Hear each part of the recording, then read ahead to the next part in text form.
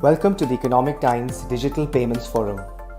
Partnered with MasterCard, this initiative looks at how digitization and innovation will open the payments industry to new opportunities and push the country's financial inclusion drive. Thank you for joining us. Please extend a warm welcome to our eminent panel.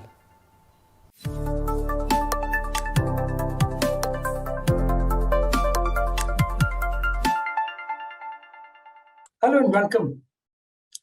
You're with the Economic Times and my name is Ashutosh Sinha. It's not every day that you have a topic to discuss that requires attention for the long term. Yet, it may be important, the topic that is, it may be important and does require serious deliberation even in the short term so that if needed, corrective measures can be taken or really smart measures can be taken. Today, it is the time to talk about financial inclusion. To be precise, it is about capacity building for financial inclusion. Welcome to MasterCard Presents the Economic Times Digital Payments Forum. So every business change that has happened in the recent month has had the context of the pandemic behind it. Now, the topic for financial inclusion may not have been impacted by the pandemic. It has been a serious issue in India for several years now, but at the same time, this is an opportunity that the industry has to drive financial inclusion.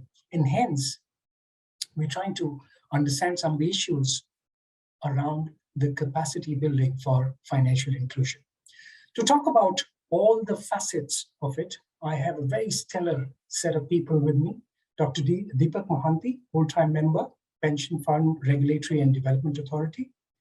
Rahul Chari, he's co-founder and CTO at PhonePe. Lizzie Chapman, co-founder and CEO, Zest Money. Saurabh Chandra, he's managing director at ECG Platinum. And Nikhil Sani, division president, South Asia and country corporate officer, India at MasterCard. Thank you so much, everyone, for being with us for this very important discussion, as I said it. Before we begin, I'd like to invite Saurabh Chandra for setting a context to it and giving us a broad picture of what are some of those key issues that are driving it, changing it, and what are some of those key issues that need to be kept in mind. Saurabh. Thank you, Ashutosh. Very good afternoon to all of you who took their time out to participate in this reflection with this cohort today. Let me take a moment to just explain as what we are going to deliberate together today this afternoon. So this is such an important topic for the country and the world, which is financial inclusion. If we have to understand in a brief nugget as what financial inclusion means, first, it means that there has to be an availability and equality of opportunities to assess financial services. When we are assessing these financial services, what it means is that it talks about the products such as banking, loan, equity, and insurance products. And there are many more in many countries wherein several other way of giving credit, having the whole economy moving around. So such products pretty much are into the gamut of financial inclusion. The goal of financial inclusion is to remove all barriers, both supply side and demand side.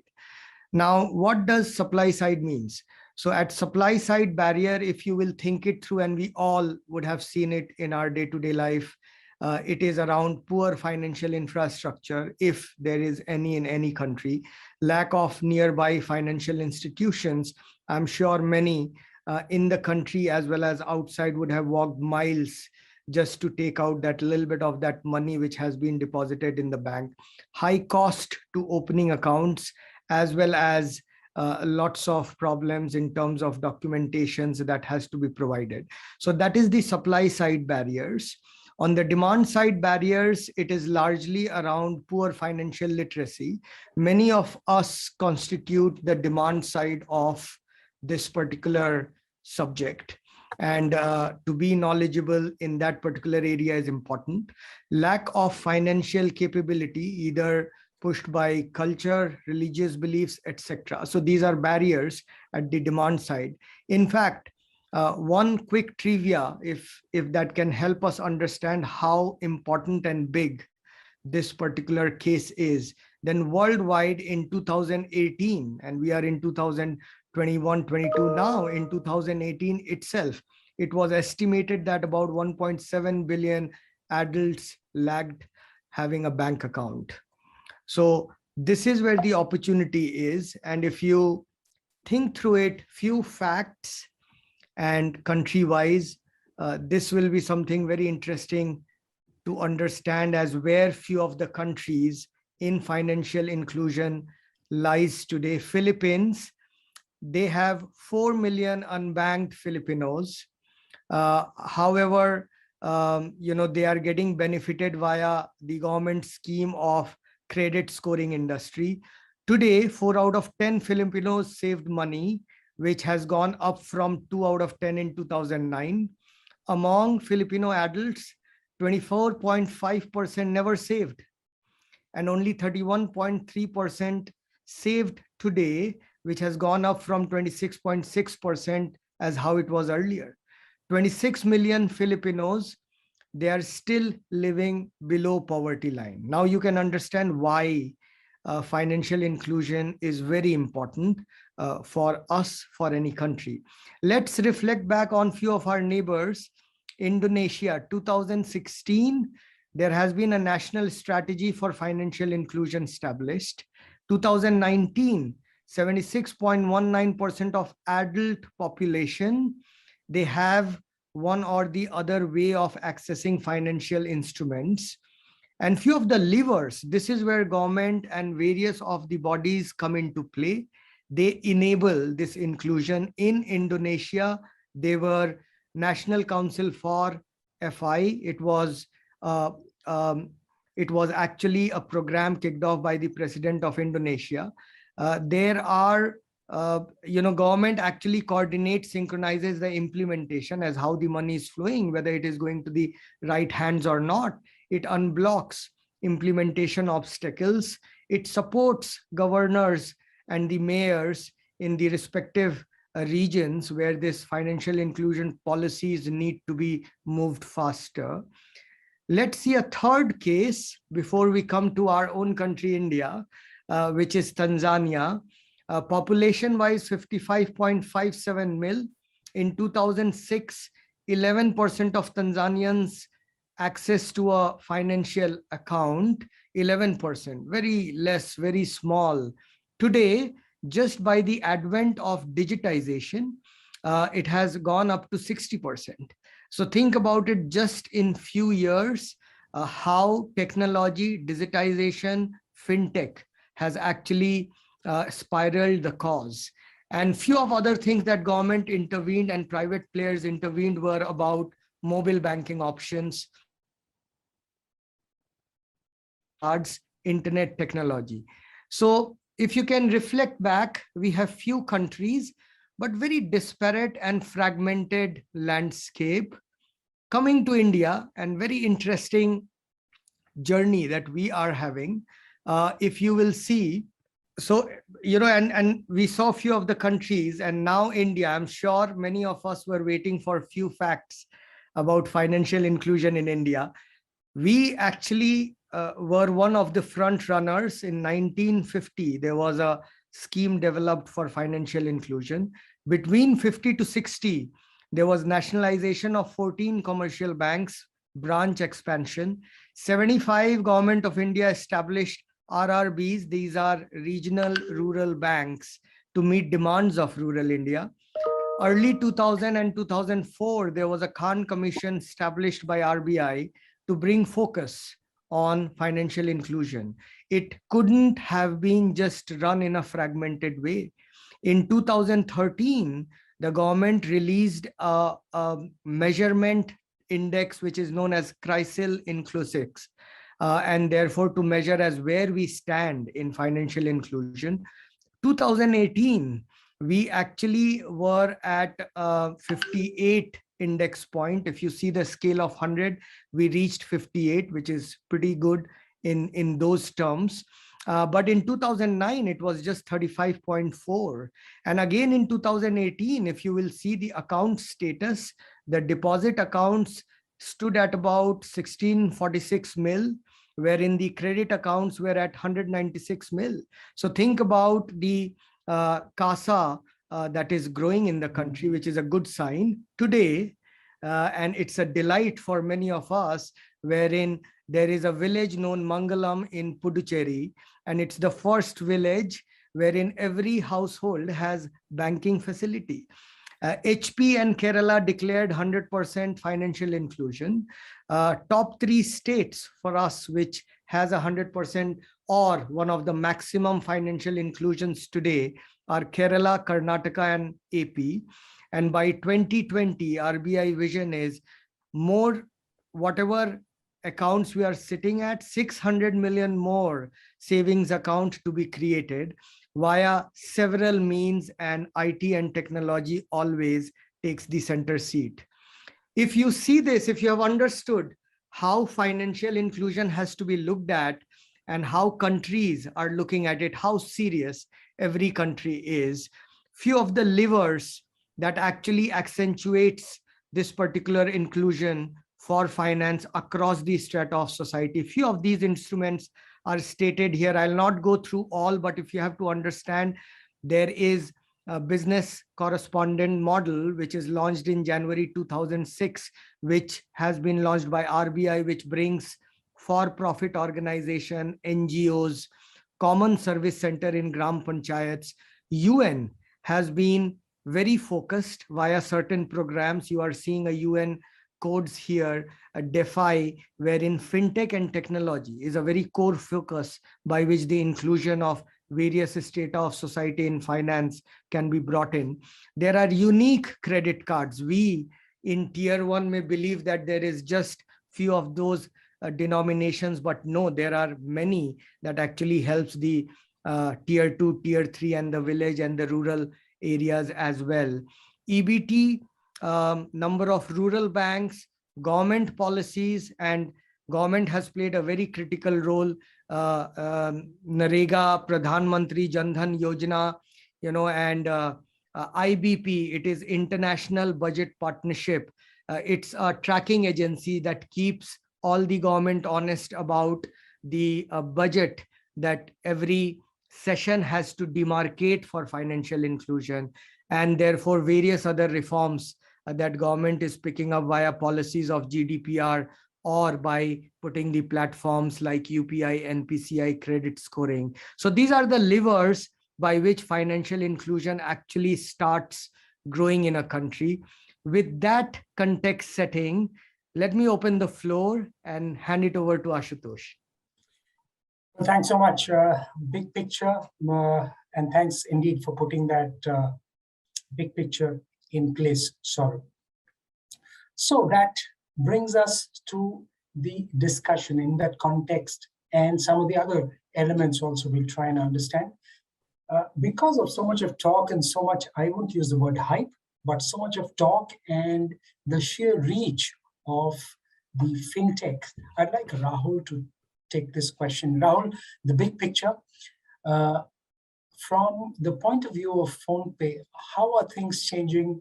How are we trying to change the way things are shaping up, and so that ultimately we can build capacity, as the topic is, build capacity for financial inclusion, Rahul? Thanks a lot, Ashutosh. Thank you, Saurabh, for setting that context so beautifully. And hello to everybody on the panel. Very excited to be here. So I think very specifically, let's take a look at from a payments lens, right? Financial inclusion is much bigger than just payments.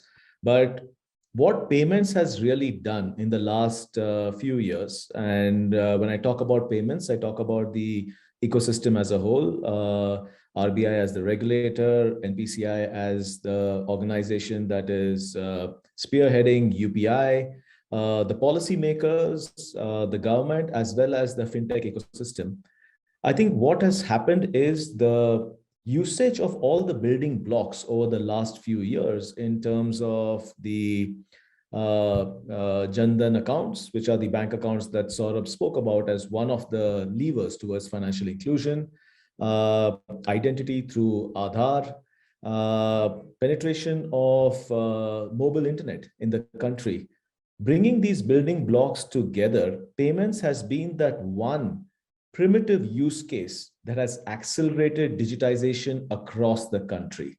And when I talk about digitization for a country like India, where today we are realizing the benefits of our population as a population bonus in terms of the skilled workforce, in terms of the age of the population that's coming into the workforce, but also given the size, we need to be leapfrogging all the existing methodologies through which financial inclusion has happened worldwide.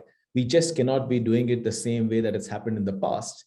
And therefore, digitization goes a very long way in setting probably the foundational thing for everything that you would include in financial services, whether it is participation in a growing economy through investments, whether it is protection, financial protection of one's future through insurance, or just in terms of participating in the formal banking ecosystem.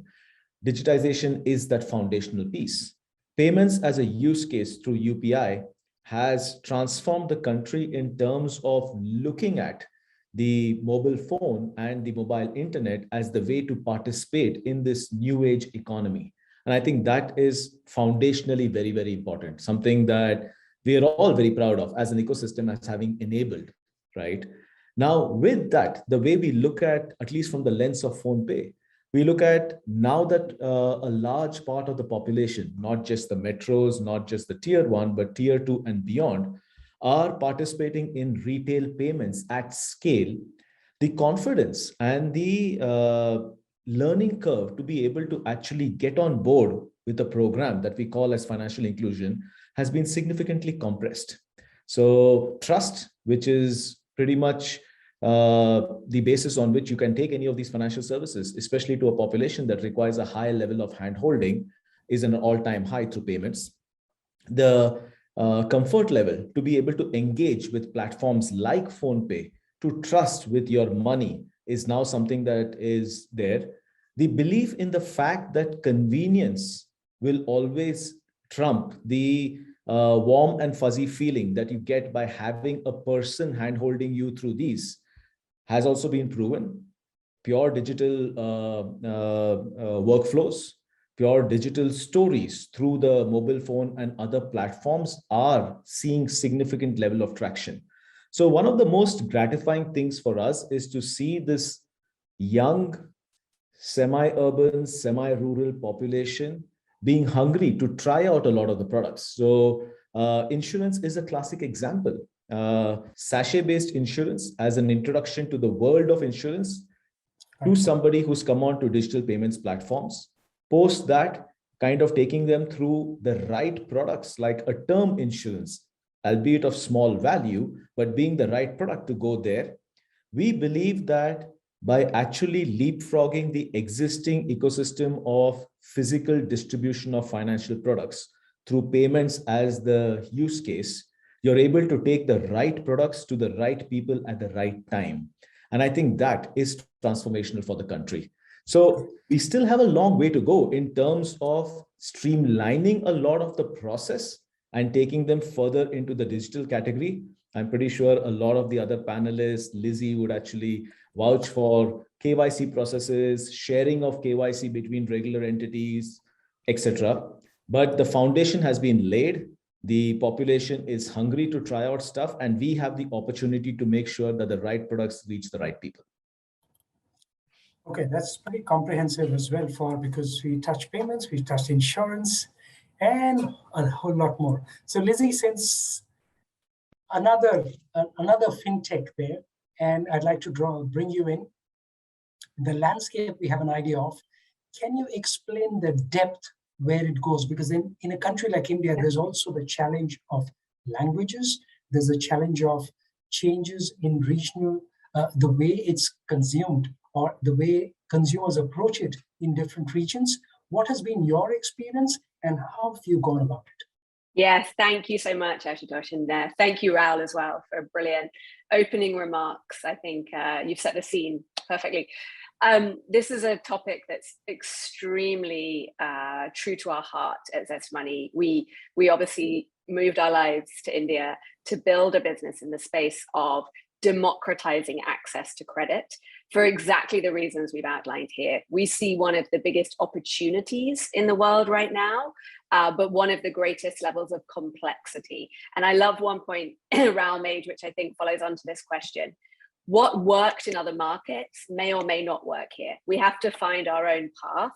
And India is such a heterogeneous, complex demographic pool that we mustn't assume that copy-paste models from Western markets will work.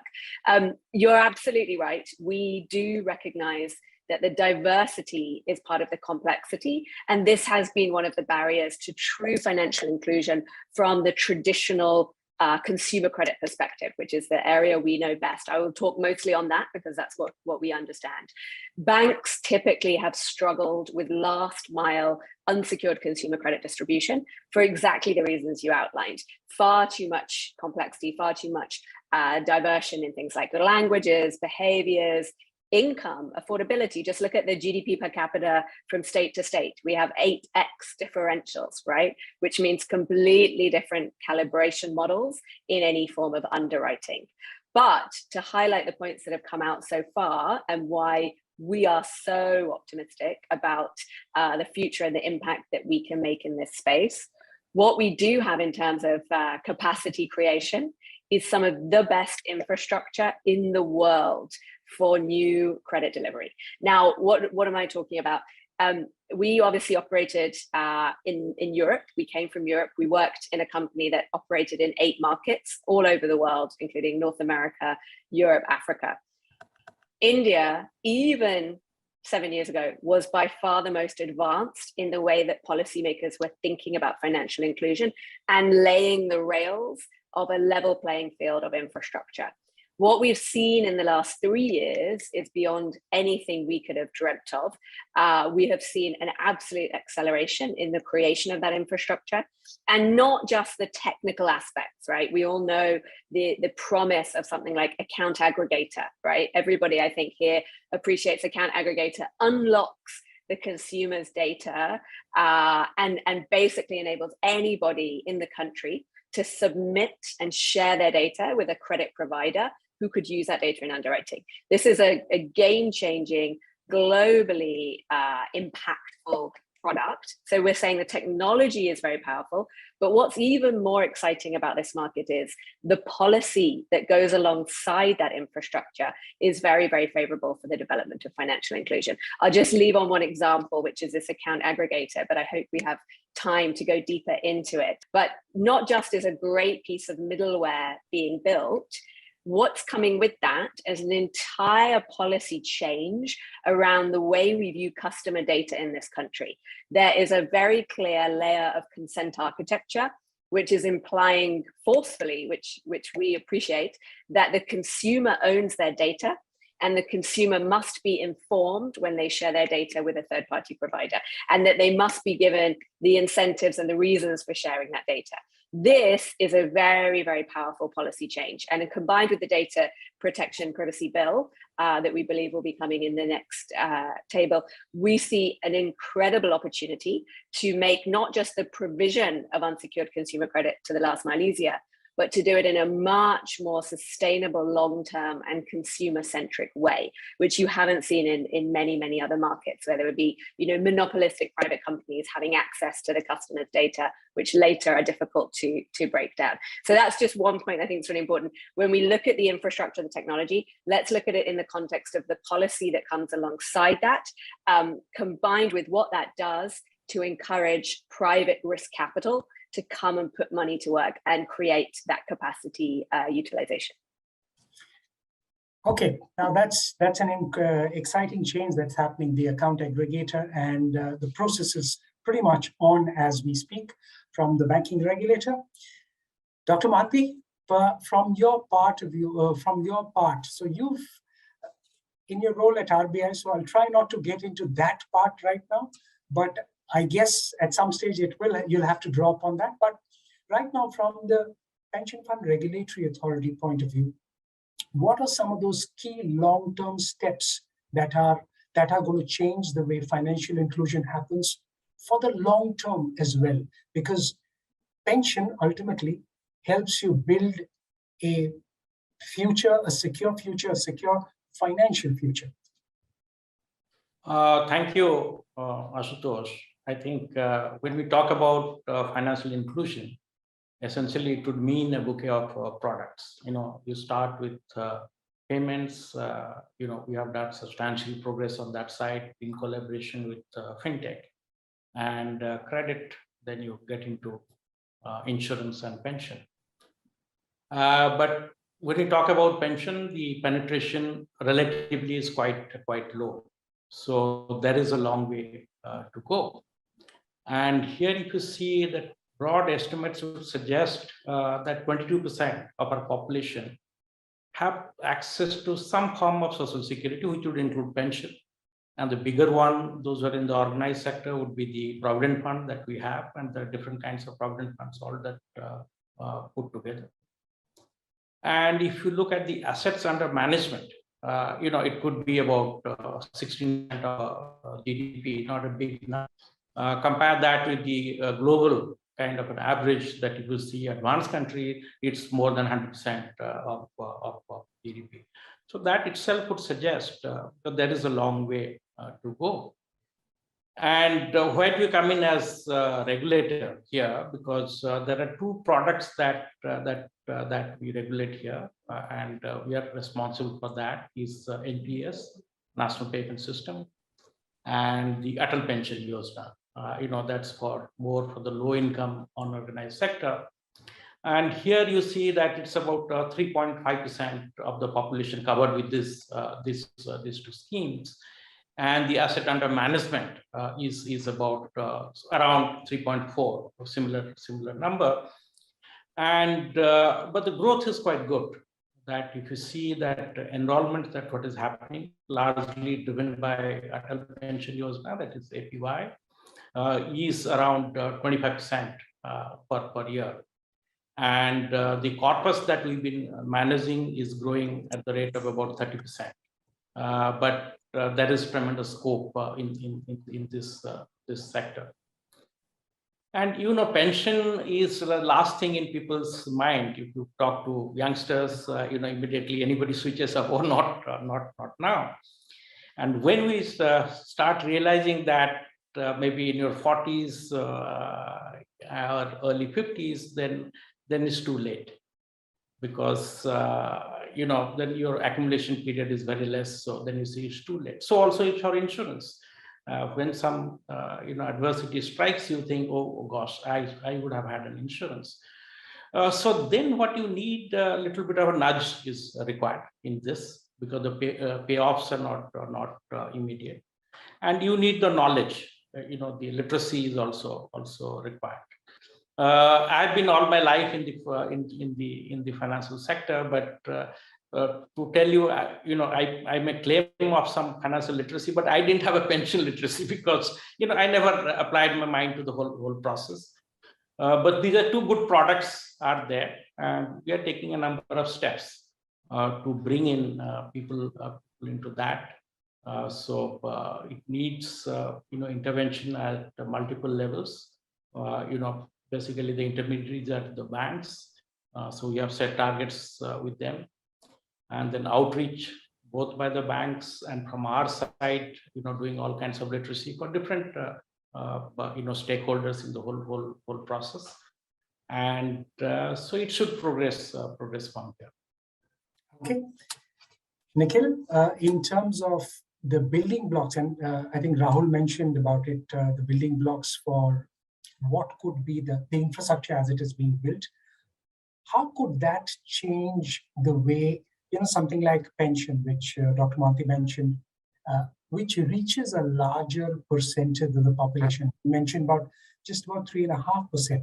So, Nikhil, what do we really need to do so that this can be scaled up at the scale that India needs it? Thanks, Ashutosh, and good afternoon to everyone, and very interesting comments. So, I think what has happened is, as Rahul Saurabh articulated this. I think one of the most significant things that has happened over the last 10 years to the payments industry in India is that we were always constrained by distribution. So organizations such as the one that Lizzie comes from and the one Rahul comes from have enabled in distribution, because distribution is no more a constraint.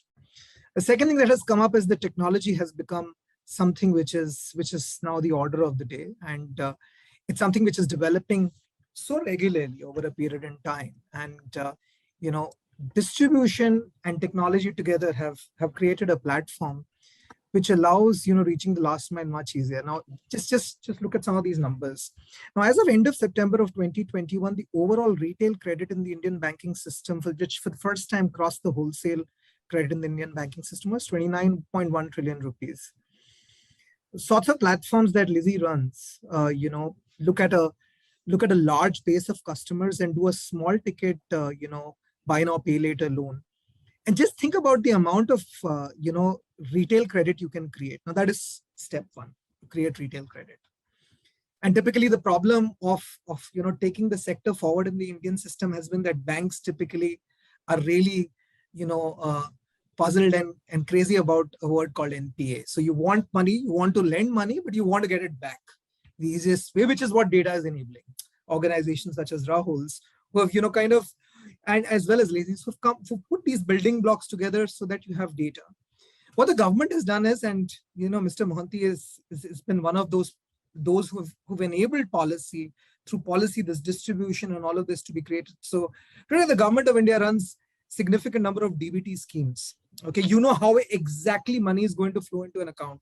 There was mention of MG and Rega in Saurabh's presentation, right? Don't we know those patterns? We know those patterns. Can we create loans around that or not? We can. Can organizations today look at 1,000 rupee, 2,000 rupee, 3,000 rupee, 5,000 rupee loans, which can be for a short period of time? Yes.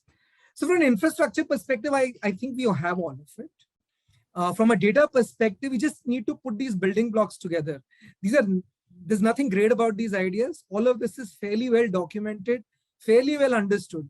When Mr. Mohanty was talking about pensions, I'm like shocked. 22% of the population, only 22% of the population has some form of social security. What country are we living in? We talk about 1 billion Indians, and this is what we have. So, but I look at the 78% as an opportunity. And whatever I'm telling you, these are, so a mason, let's say in a tier 3 town in India, requiring a 10,000 rupee personal loan to, have better capability to serve a wide variety of customers. And if he has some sort of access to a DBT scheme from the state or the central government, we know those patterns, plot those patterns, lend, get the money back. You have systems and processes today. UPI allows you to do that. You're allowed push and pull payments today in the system. We've developed all this infrastructure. So I think from an infrastructure capacity building perspective, what we have done over the last 7 years is simply outstanding. I think we just need to put the building blocks together.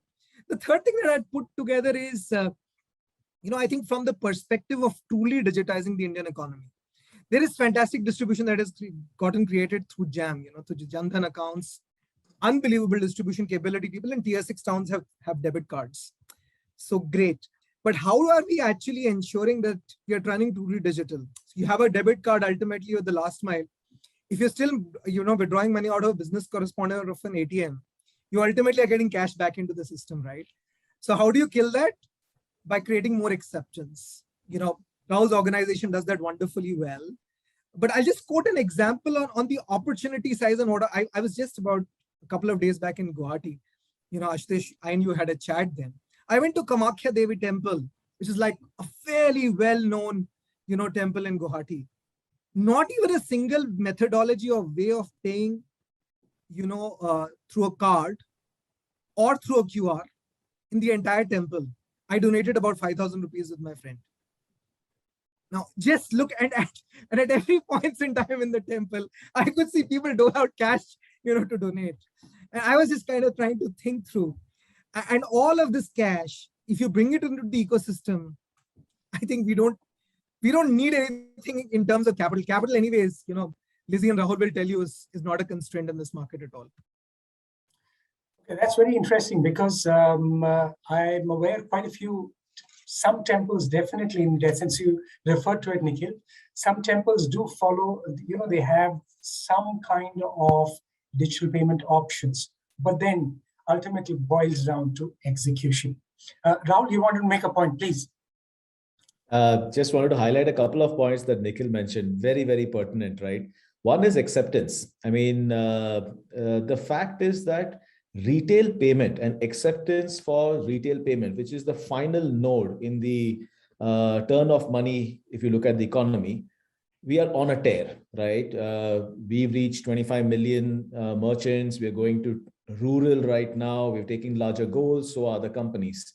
But he made a very pertinent point, which was that doesn't necessarily solve the turn of money digitally completely, which means smaller businesses, when they are buying from a wholesaler, who's buying from a distributor, who's buying from a super distributor, the digital economy does not extend all the way down to the node. And to try and digitize every turn of money in the economy, I think would be a huge, huge step towards financial inclusion, because at that point, the need to really cash out, because once you do cash out, the cost of money actually increases significantly for whoever the person is there, and that brings its own set of troubles, right? So I think that one point, extremely important. The other one is, again, data. I mean, we are all sitting on a pile of data, the account aggregators coming about, but DBT being a classic example of government data, companies like us sitting on transactional data of retail payments, opportunities to actually combine the power of data to actually ensure that we are enabling each other's businesses versus trying to create silos of businesses will also go a very long way in terms of opening up or creating financial inclusion. And I think the policies there are evolving.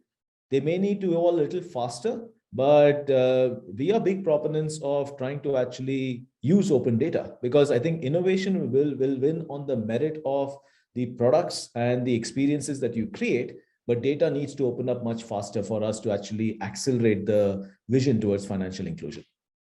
Okay, so since Rahul, you mentioned about that, and Saurabh, in your initial presentation, you also mentioned about some of the cultural issues.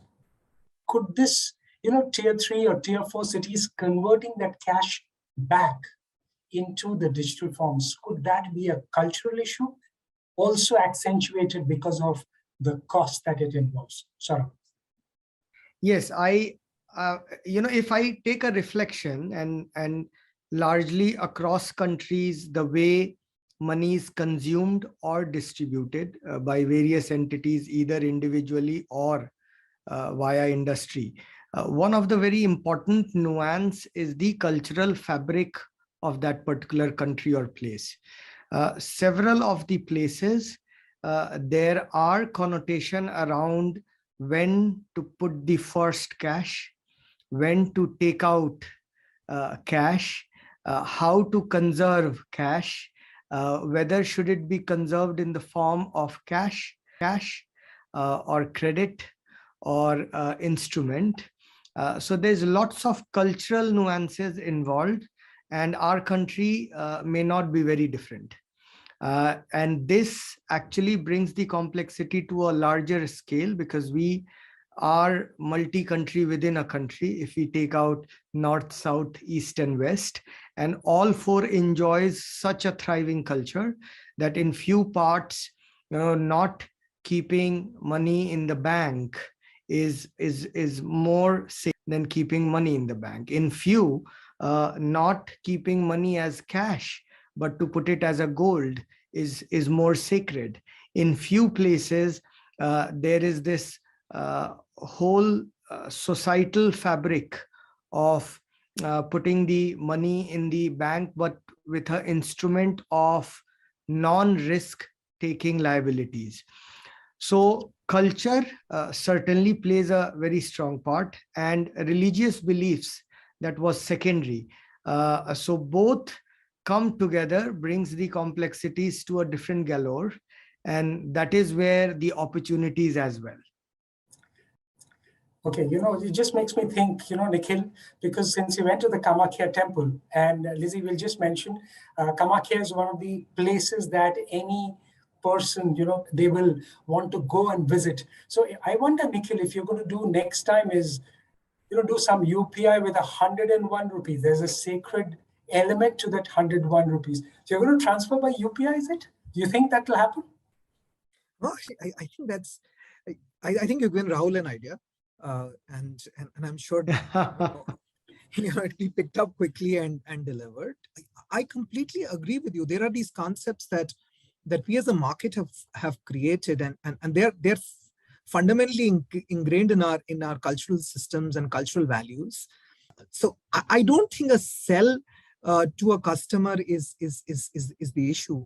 I think fundamentally, from whatever we have created and the cultural differences will always stay, but they can also be enablers, which you can utilize. So I know of villages which kind of adopted digital inclusion because somewhere in the scheme of things they felt that would bring the entire setup together in a much nicer fashion. So to that extent, my opinion remains that I think culturally we are right up there.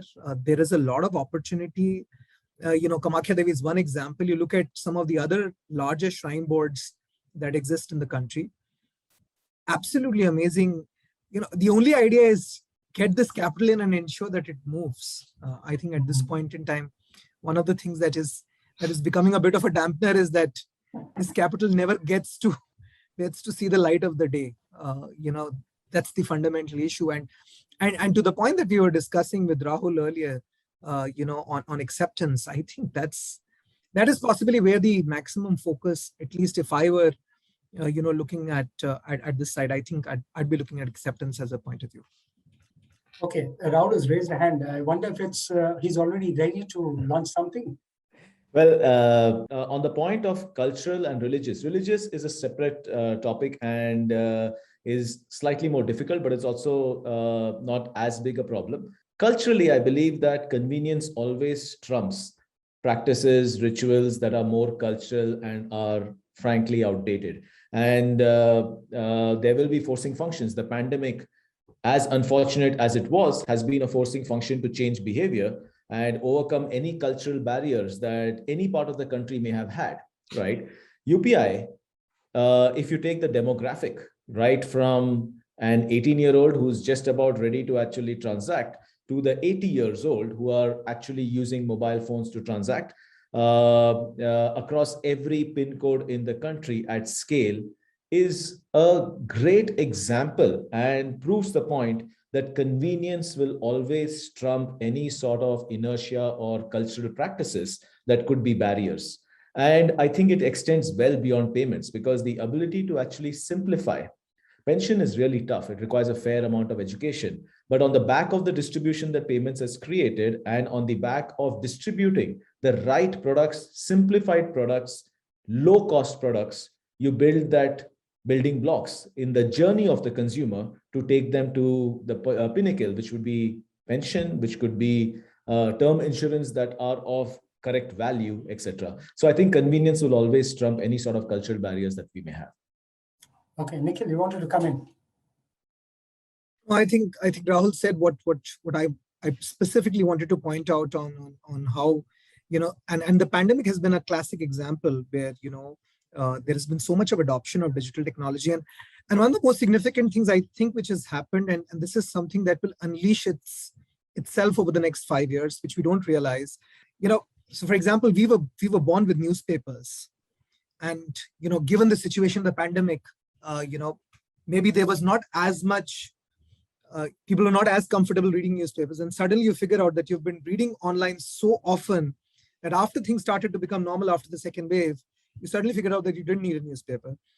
Kids at home are these days getting access to digital payments from a very, very different perspective. You will soon realize the way they are looking at digital payments. And this is not only happening in large towns in India, this is happening across the board. So, you might look at a situation over the next 5 to 6 years where this will completely get unleashed. because people will only want to transact on the mobile online and nothing else. So it's a great change. It's not exactly a cultural change. It's a cultural change, not from the heterogeneous society that we stay in, that from that perspective. But this is something which is going to bind all together and become a change which you will see unleash something over the next 5 years is my view. Okay, so among all the change, or among such cultural nuances and the breaking down of cultural nuances, Lizzie, whatever you've seen or noticed across India, what has caught your attention the most? So actually, it's funny. I almost often disappoint and say the opposite. Humans are surprisingly similar all over the world, and that's one of the wonderful things about lending. You learn very quickly how humans behave in all sorts of scenarios. Like humans need incentives and motivations to do things. There's a tried and tested carrot or stick for every behavior. We raise children the same all over the world with the same mentality. So in lending, we find that the same tricks kind of work. I think what's really important is education, and we haven't talked about that enough today, but that's something we are absolutely fanatical about. And in any sort of emerging consumer credit industry, we believe it's absolutely vital and critical for the players to consciously take responsibility for that education. We've operated in markets where that didn't happen. It cannot be left to regulators or governments. It must be something that the industry itself co-creates and pioneers, and it must be done because it's the only sustainable way to create a healthy industry that's in the long run actually unit economic viable. The best way to prevent excessive credit losses is to have very high quality financial education. The moratorium is a great example. We actually diverted literally millions of dollars and half our team just to educating customers about how to handle the moratorium, which we didn't see a lot of other brands doing.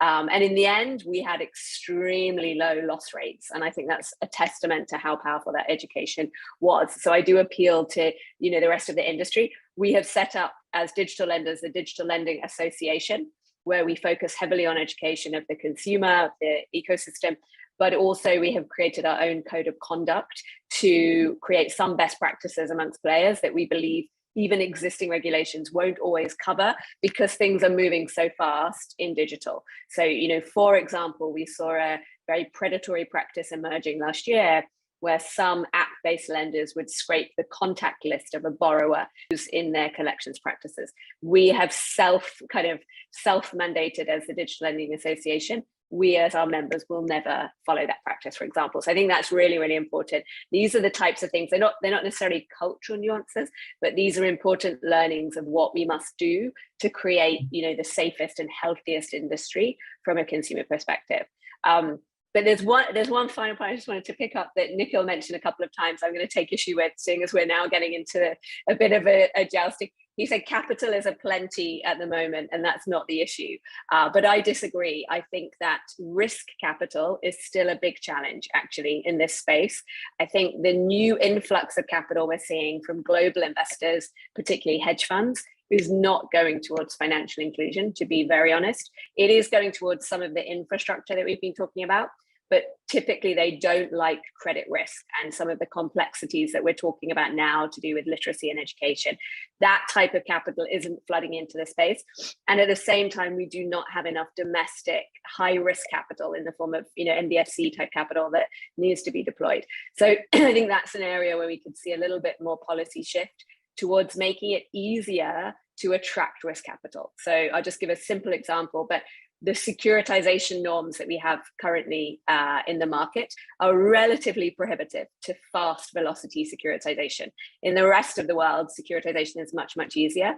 And that has been a big lever in growing, in financial inclusion and kind of acceptance of consumer credit. So I do think there are some things we could do, again, as an industry, to get some shift in policy towards a slightly more free, high velocity risk capital market within limits. I don't think anyone wants to see the financial crisis, the famous Lehman-esque shenanigans in this country, but we are still relatively prohibitive in the way that we look at debt capital markets and things like securitization, and that would be a big boost to financial inclusion.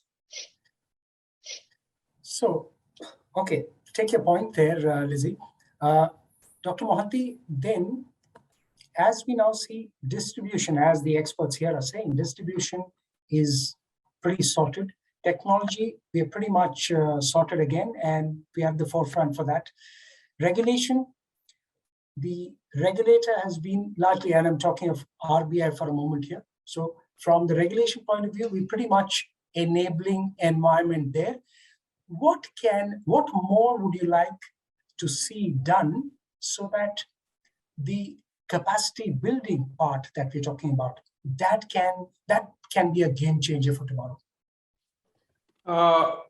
Ashutosh, if I may, just on the previous discussion on the payment side, because cash vis-a-vis digital, as was rightly put by Saurabh, that there is a supply side to it, there is a demand side to it. For one, I would believe that it's more of a supply issue, because you have to have the acceptance infrastructure. Here, friends from the fintech are taking less credit than they deserve, because if the supply infrastructure is bank-based, is much more costlier compared to the way that the fintech companies have really enabled, the payments company that to have a supply infrastructure. And you'll agree, all of us are doing more digital payment than earlier, and that's true of all strata of the society. Well, earlier, one could never think of paying the household help with digital payment. And you go to street food for a small amount, also digital mode, because there is the infrastructure, there is the QR code. Here, regulation also has helped, because the interoperability which is brought in. Otherwise, earlier it was a proprietary QR code that somebody else really could not do that. And there are also barriers from the banking side, because as ours is a bank-led financial inclusion process, because everything ultimately linked to the bank account, UPI coming, interoperability happening. So these are the regulatory enablements that's what has come. So I'm pretty sure if with religious places, if it is there, many of us, rather than carrying lots of currency notes, can always pay through the digital process. As rightly was said, that you don't get a 1 rupee currency note that easily now. So, but you can always donate to the God, 101 rupee or 1001 rupee what you have. So all this acceleration which has happened is that the changes in the regulatory space and the thinking. Earlier, that apprehension was there, because that is an interface between the fintech companies and the banks. Then they say, there is always the risk of contamination. Those kind of things were there, because the banks not only not only handling retail payment, they're also handling a very large scale payment. So always there is kind of a risk. But with regulatory enablement, this is really happening.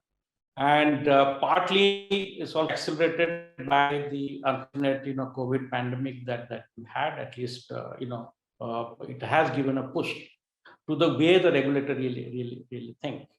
I could give an example of eKYC. It's a video of KYC. Earlier it was unthinkable. And interoperability of KYC. For example, in the pension space, that somebody comes earlier, we would require a separate KYC to be done. But now that is not required. You have a bank account, you just bump it up the bank, and then the confirmation comes, then your KYC is done. We don't ask for a separate KYC. And digital onboarding, because the eNPS is completely costless and takes about 10 minutes. You don't have to go. If somebody is tech savvy, sits down on the desk, can easily do that. KYC is also done. You have an e-sign. You have OTP-based authentication. Then you are indeed through. So these are the enablements which have been brought in by the regulator. Since on the broader issue of regulation, since it is a financial space which is a regulated business, so it would again depend that what is the kind of collaboration really comes in, and what is really allowed within the regulatory space. What I'm referring to is credit. That's there as Rahul said that there's so much of information going on in the system. Are we really harnessing that information for payments, credit, and other things, which can certainly be done? And so there need for a regulatory thinking that how do you enable that whole process, that the information which is there, how we best harness to further the cause of financing. That's what I would. Okay. So Nikhil, in terms of now for the next level for industry and policymakers to work together, the regulator, of course, because ultimately the regulators, push ahead and enablement is so important. What all needs to be done so that we take this to the next level? I think as far as I'm concerned, there is a fair bit that has already happened. I think it's more about scalability. I think I take points on the credit side, but as I said, there will have to be a beginning that is made somewhere. So one of the things that has started to happen, of course, is that India has about 900 million debit card holders and roughly about 60 million credit card holders. And fundamentally, this debit proliferation has happened after the Jan Dhan movement, kind of somewhere in the scheme of things was launched by the Honorable Prime Minister. So give and take, you'll have, let's say, about 600 odd, or at least 650 to 700 million unique debit card holders, and maybe about 35 to 40 million unique credit card holders. So use the debit card platform to kind of create credit suitability and create credit products, smaller, short-term, high-frequency, low risk, sort of products where you have adapt or other, you have mechanisms that are able to, figure out how exactly the payments would happen. According to me, that's one way of taking the credit market to the next level, because see, fundamentally, India was always if you go 25 years back, we were quite credit averse. Today, there is interest towards the credit side. Yes, we are worried about creating more bubbles ultimately from the credit side, and which is where I think the regulator also tends to be a little careful, rightfully so. I don't see anything wrong with kind of settling things up so that. But yes, I think the debit card portfolio that is available across banks is a very good, and the transaction flow and the transaction pattern can very easily give you a sense of how you can create more and more revolver credits, going on the backing of such a debit play. And I think how can these be enabled? RBI recently came out with guidelines on what they wanted to happen on the digital lending side, and some of those are still under observation, just trying to see how exactly we could. So I think enablement on the securitization side, well, whilst I don't have a specific point on securitization, but at least one policy initiative that I remember, which was launched recently, I think it might be about 9 months old, is when the regulator allowed co-lending along with NBFCs for banks, because from the priority sector lending perspective, and some of these small ticket loans and so priority sector lending is typically misunderstood only as agri lending, but there is a fair bit on that side that can be kind of built in, and I think from a policy perspective, that's something on the lending side specifically. So I think these would be a couple of interventions which I at least think. So one could be from the side of the financial institutions and banks, and the other would be on the policy side to try and see how we can fine tune some of these initiatives to ensure that we reach the last mile, with the credit product a little faster. Rahul, the same question to you. In the context of taking it deep inside India, maybe tier 4, tier 5 cities, and build a culture or build a product where it's micro lending and where you can, the predictability of it not turning bad is fairly high. Yeah. One, I'd like to give a big +1 to the points that Lizzie made. I think education and investing as an ecosystem in educating the broader base on financial services and not just payments, a very, very big need. Another very important point that she touched upon is the practices that the ecosystem through technology and how they operate need to be, I wouldn't say necessarily, they have to be regulated, obviously, But the caution of how we take this and scale it and the ethical side of thing is also very, very important. Like she touched upon that how Zest Money goes about their lending practices, which should be best in class. You need to actually ensure that the industry is like that. Because if there is any sort of mis-selling, today it happens in the physical world, it is still significantly smaller because of the fact that the reach is extremely curtailed. Now, if the same sort of mis-selling, if it happens through technology at scale, you have a much, much larger problem, whether it's lending, whether it's investments, whether it is insurance. So I think what technology brings about as a positive, which is high scale and high reach, the flip side of that, it needs to ensure that it is kosher all along the way, right? And that's extremely important. And therefore, all of us need to actually take that into consideration and invest quite a bit in holding each other accountable and not just the regulator actually holding all of us accountable. Now, to your point, in terms of taking this deep with lending, I think we've come a long way in terms of the building blocks. Like Sir mentioned, in terms of eKYC now being allowed for everything from account opening to actually doing the KYC for lending, we need to also take a view of scalability to some of those processes. Like today, an eKYC for an account opening with an IPV through video still requires that the person doing the IPV be a live person and a full-time employee of the company, that is, whether it's the BC or it is a regulated fintech. That really isn't scalable for our population, especially when it comes down to things like payments or even micro lending. To be able to start experimenting with technology by pushing the boundaries in terms of liveliness checks, using computer visioning, and to be able to use data much more effectively to make risk calls, I think is a very, very important need of the hour. Microfinancing up to a certain amount can actually work on a different principle of KYC than lending that is of much larger amount. So using data to make calculated risk-based calls for scalability and reach is extremely important. What that will do is it will actually accelerate the microfinancing lending in India. And through that, through the cycles of that acceleration is where you will get the data to actually improve on the scores for the new to credit market. I think what we are currently battling is trying to control the NPAs for a NTC market without the ability to actually generate enough of risk-based loans to accelerate that learning. So I think some of those calls have to be made to be able to actually ensure that one, risk capital is available. Two, risk capital is being deployed at a slightly faster rate with kind of the policy that allows for that scalability, and then bringing the controls to actually bring the NPAs at an acceptable level.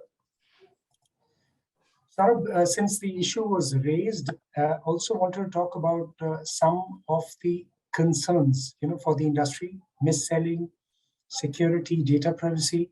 How is that being addressed? And we're talking in the context of, as it was raised earlier, also the India's data privacy laws being round the corner.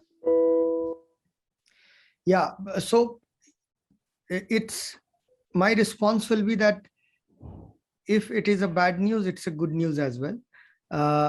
Good news primarily because there's so much happening, but obvious when there's lots of levers on finance, which largely is enjoyed by the society, is played, then there will be certain checks and balances that comes into play.